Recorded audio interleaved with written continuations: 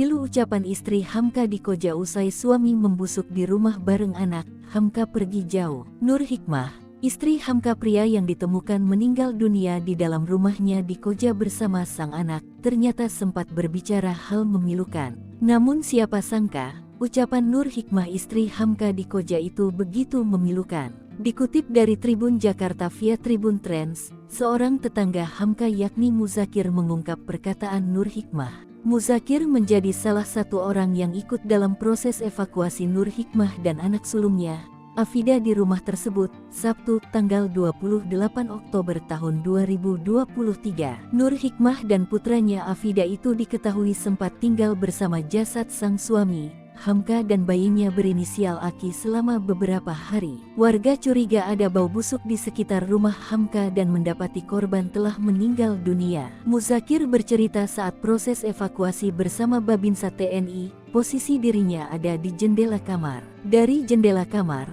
Muzakir melihat ada dua anak Hamka, satu dalam keadaan meninggal dunia.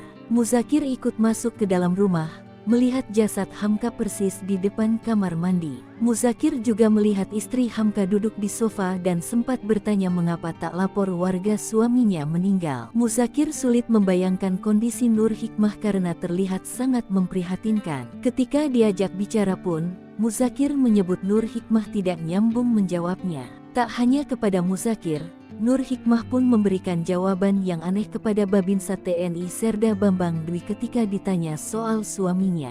Nur Hikmah tidak menjawab suaminya sudah tewas, melainkan mengatakan Hamka sedang keluar. Saat itu Bambang sudah merasa ada yang tidak beres dengan jawaban Nur Hikmah. Hamka diperkirakan sudah meninggal sejak 10 hari sebelum jasadnya ditemukan. Sampai saat ini polisi masih menyelidiki penyebab tewasnya Hamka dan Abid. Nur Hikmah dan Afida dirawat di RS Polri Kramat Jati setelah dievakuasi dari rumah tersebut.